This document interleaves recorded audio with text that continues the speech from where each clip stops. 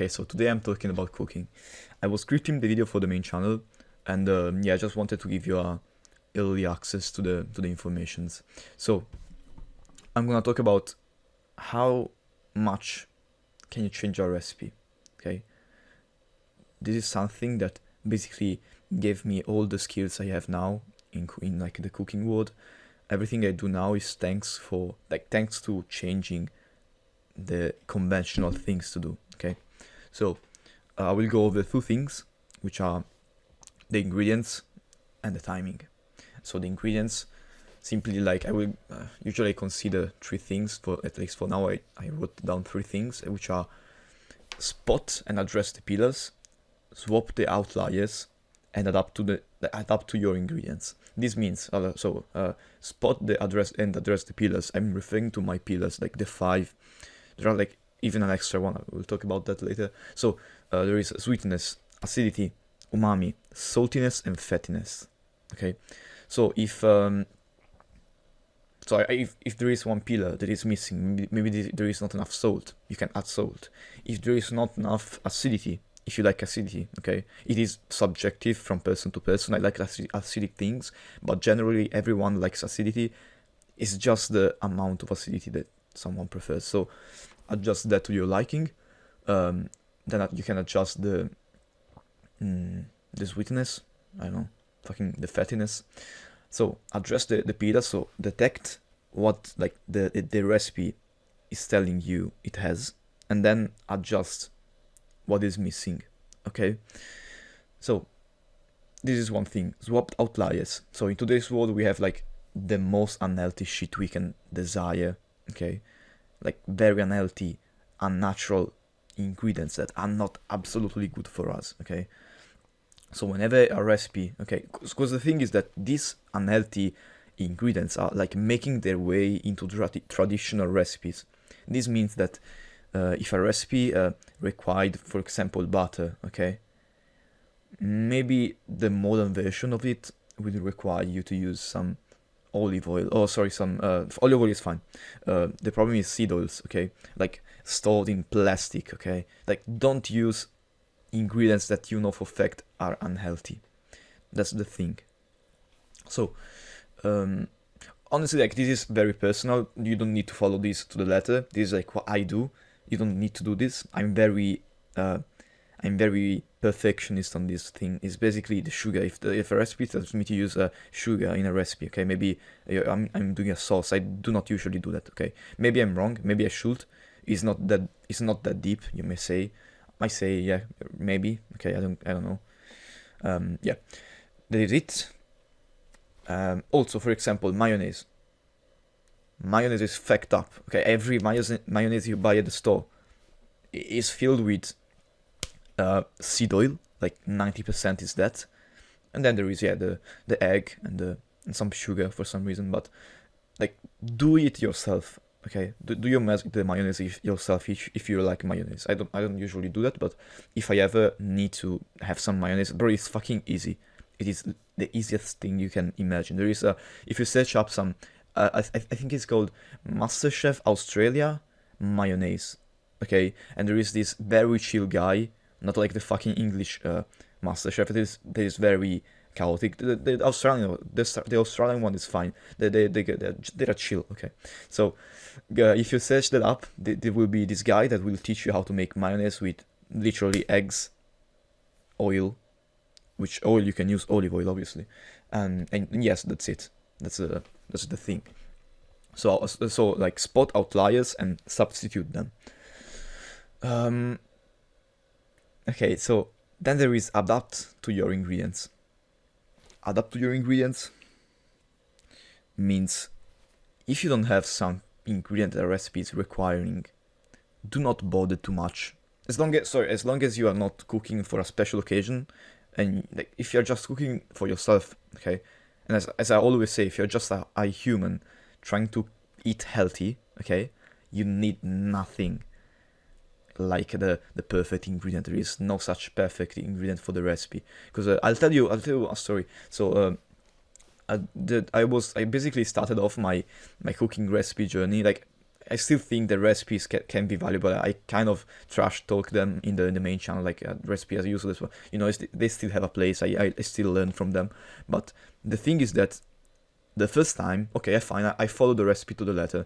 There was this chicken curry recipe. I love chicken curry, and the recipe told me to, you know, first thing, use. Oh, okay, I'll get into it later when I talk about the timing. But basically, it told me to use onions, tomatoes, some garlic, to ginger, and chicken, and other oils. So what I slowly did was, adapt. Like I have tomatoes, I have onions, it's pretty easy, okay? It's hard that you don't have the right ingredients, but for example, sometimes I didn't have the ginger or some spice it was telling me to have. So I was like, what the fuck do I do now? I don't have the ginger. Guess what? I'm not gonna place it. I will not put the ginger. I don't like spicy anyway, so I don't like the spicy things anyway, so I'm not gonna put ginger. Okay, fine. It turned out great. Okay, fine. The other time, like a few months later, I was starting to stir fry the onions. Then I realized that I didn't have the tomatoes, which by the way makes up for the like 50% of the weight of the recipe. Bro, it's like tomatoes are the key parts, the key components. I was like, what the fuck do I do now? I don't want to go to the store and buy tomatoes. It's probably also closed, so I cannot even. Yeah. So what I did was search in the fridge, and I found bell peppers. Now, bell peppers are very different. If you look at the peelers, they only have in common the sweet, like some sweetness. Bell peppers are sweeter. Acidity, tomatoes are a bit more acidic. Umami, yeah, I mean, kind of similar. Maybe tomatoes is a bit more umami. Basically, bell pepper is the tomato with more sweetness and less of the other things. And I was like, fuck it, I'll place the bell pepper. I have no choice, bro. It was better than the original recipe. Now, I mean, like, should I believe the recipes now? No, I'm not gonna believe them anymore. I lost the trust in them. So I basically, every time I miss an ingredient, okay, like if I have it, fine, I'll place it. But for example, this discovery, this situation that placed me in the spot of not having an ingredient, taught me that bell pepper actually fits chicken curry very well.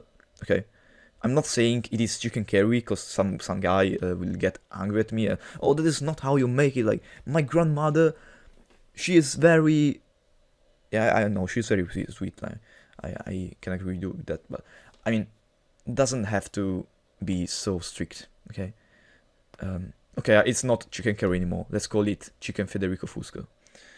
So yeah, I use some when I have them. I use bell peppers now when I do chicken curry. Okay, so adapt your ingredients. That's simple. Okay, if you don't have some specific vegetable, use another one. Maybe search up on the on Google substitutes to this or substitute to that and shit. And yeah, you can adapt to your ingredients. So swap outliers, recipes, traditional, unhealthy. Okay, so let's go over timings. So with timing, I mean the order in which you cook the food and the cooking time itself. So basically, how much can you vary the cooking time? How much can you vary the amount of time you cook something?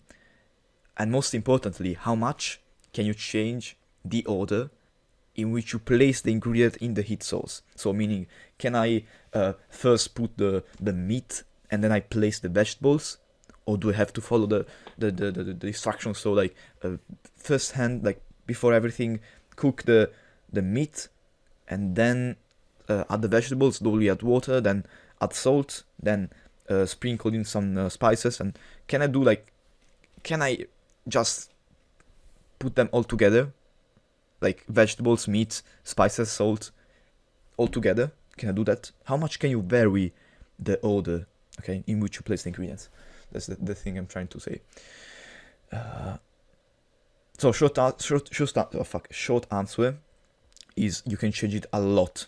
As long as you don't give a fuck about the end product and like its texture and the consistency. Okay, if you follow the instruction to the letter, like especially the timing and the order of the ingredients, you will end up with the intended texture and the consistency of the food.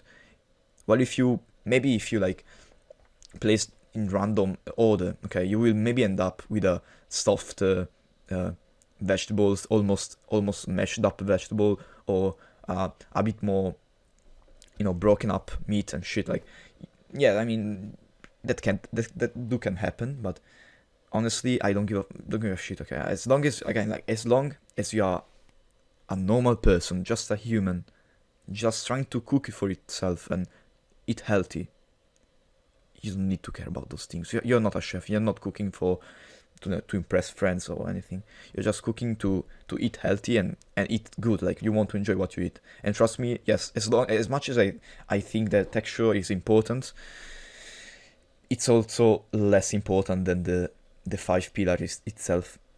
So yeah, focus on if you are just like don't want to place too much time and effort into the recipe. For example, now we'll get into the story I was telling you before. So while still making the chicken curry, the first time I followed to the letter. Like, also the second time I was like, oh, fuck, I gotta find the same video I was looking. I found it, followed the recipe to the letter again.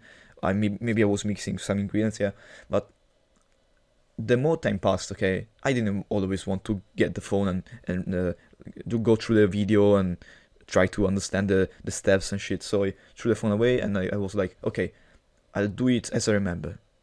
Turns out I did it like very differently from the original video. And surprise, it turns out it doesn't make that much of a difference. Meaning, the video was telling me to first stir fry the onions, then add the tomatoes, then let them cook for a bit, then add curry, and then add the chicken, and only then you can add the salt.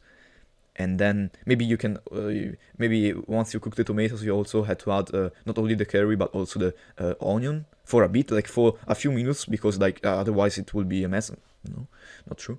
Then add the ginger, and then add the curry, and then add the chicken, and the salt, and then the water, and like cook the water 10 minutes. Then remove the lid, cook for other 30 minutes or something like that. Then add the cream and cover up. Bro, so complicated. You know what I ended up like doing at the end?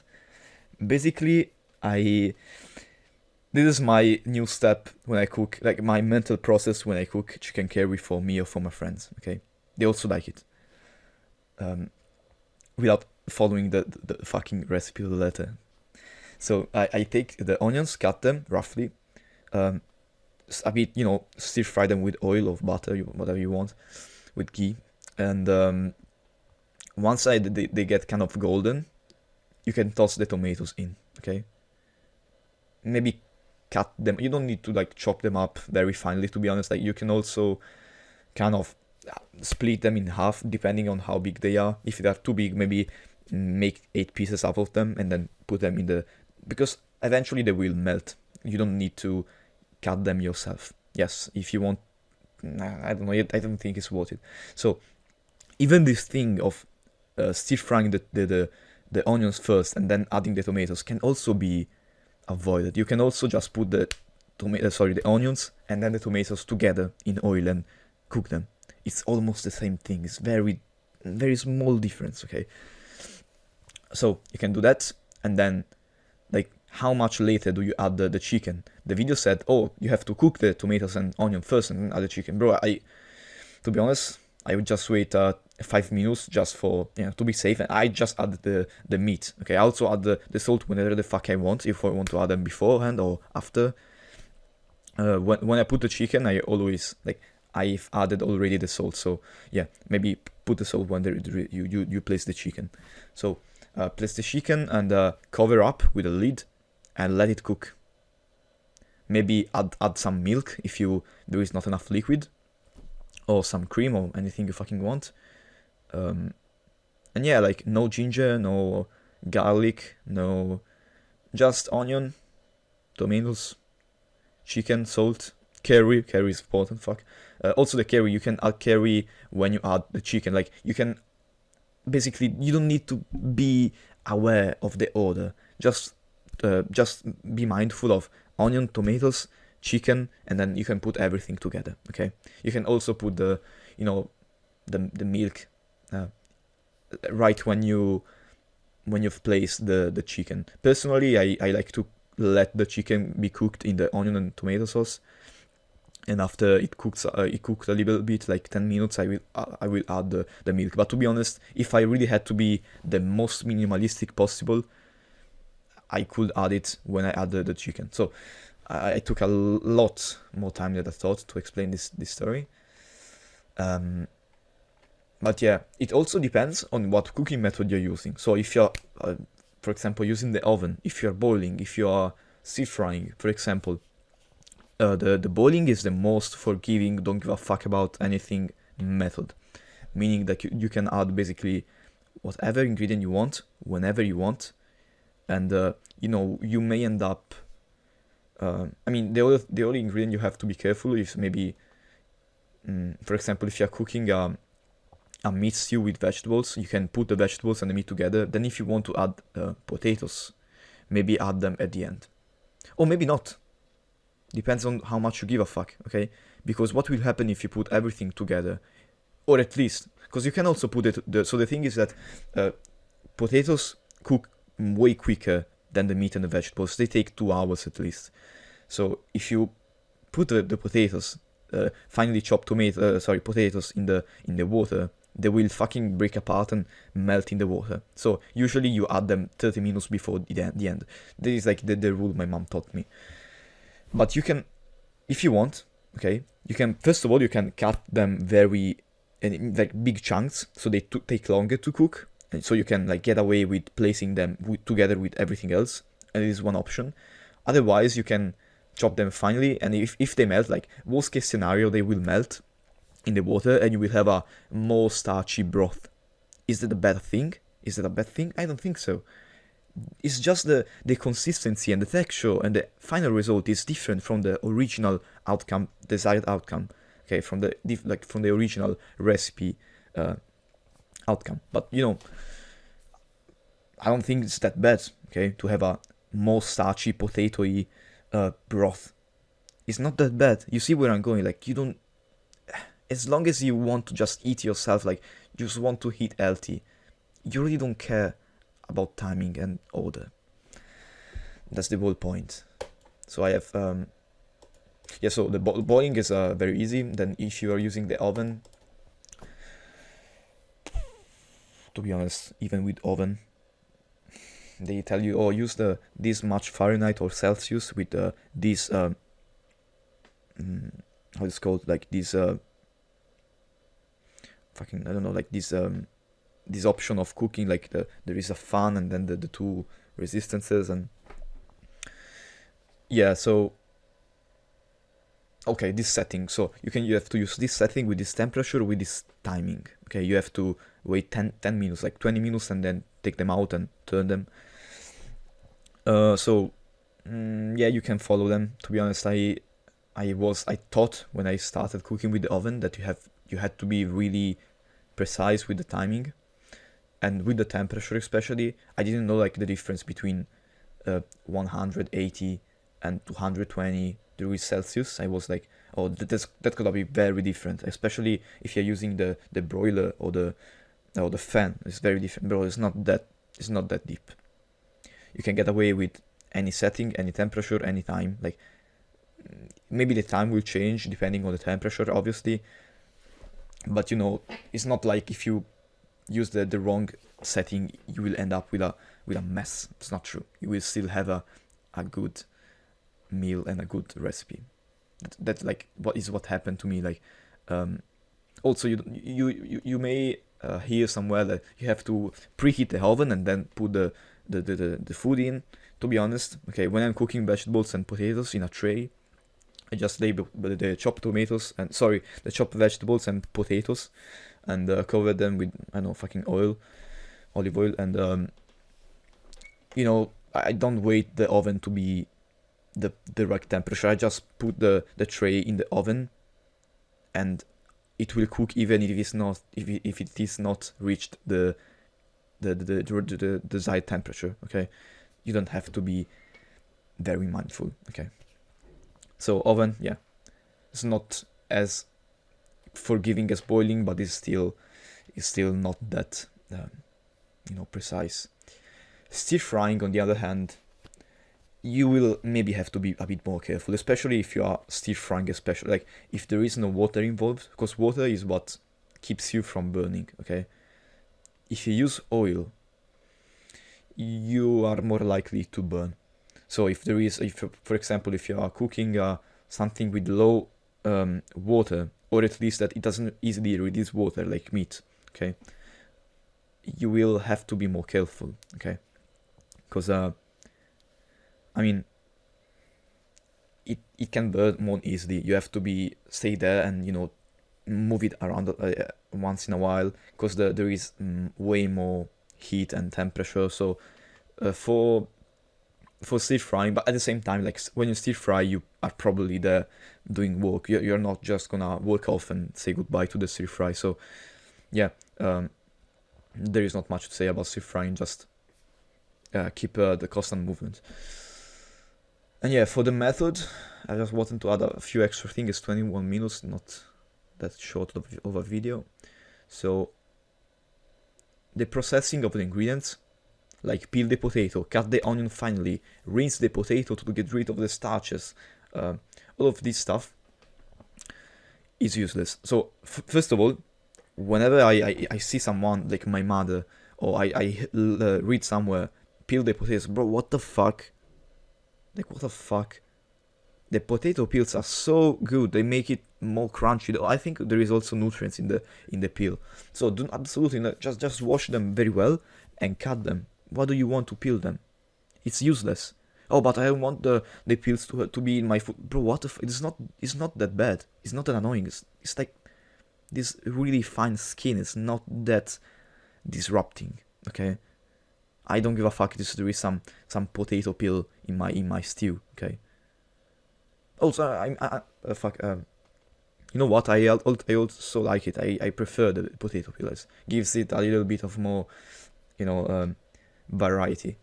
So I never peel a fucking potatoes. First of all, it's so time consuming, so boring. I once cut a fingernail. So bro, it's useless.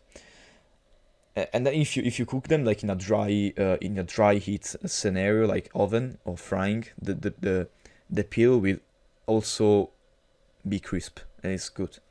So I do not peel the potatoes. The size in which you cut the ingredients, for example the onions, to be honest, the difference in cutting them finely and chopping them like in big chunks is simply when you eat it, if you chop it finely, it is more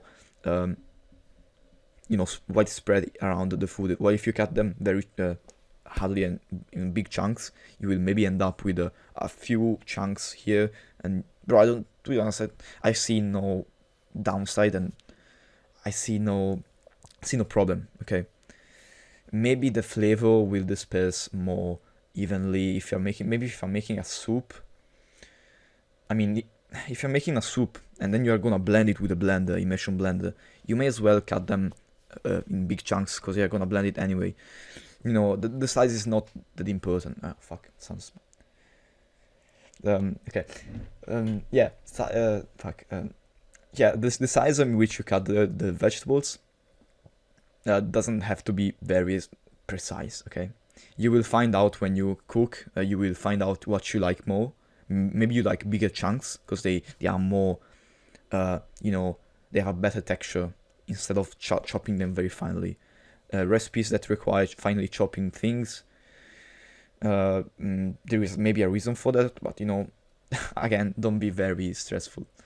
Also, when I was asked to put the garlic in the chicken curry, I didn't give a fuck if it was finely chopped or not. It was still good.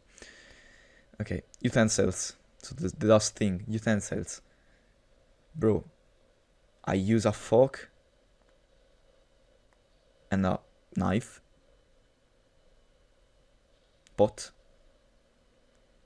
To be honest, I don't even use a, most of the times I don't even use a cutting board. And I never use, like, when I used to rinse pasta, I never use a, you know, a pasta rinser, you know, the bowl with the holes in it. You know, I just tip the pot and try not to let the pasta fall. Bro, utensils are so overrated. Okay, there is a very good video from this guy. It's called Adam Raguesa. Macarons. Just search up like Adam Raguesa macarons. Okay, and he made this fucking video so beautiful. I love that video. That was one of my inspiration when I started cooking. It was like, this is the way you are supposed, like, this is the perfect example of overcomplicating something. Okay, what I'm trying to do here is what he did there, but over the whole cooking spectrum, not only the bakery and the industry. So he made a video on, like, just watch that. It's very fun. Like, he basically debunks all the utensil and, you know, precise procedures. He's just great. I love that guy. Yeah, that's kind of everything for now. Yeah, long video today.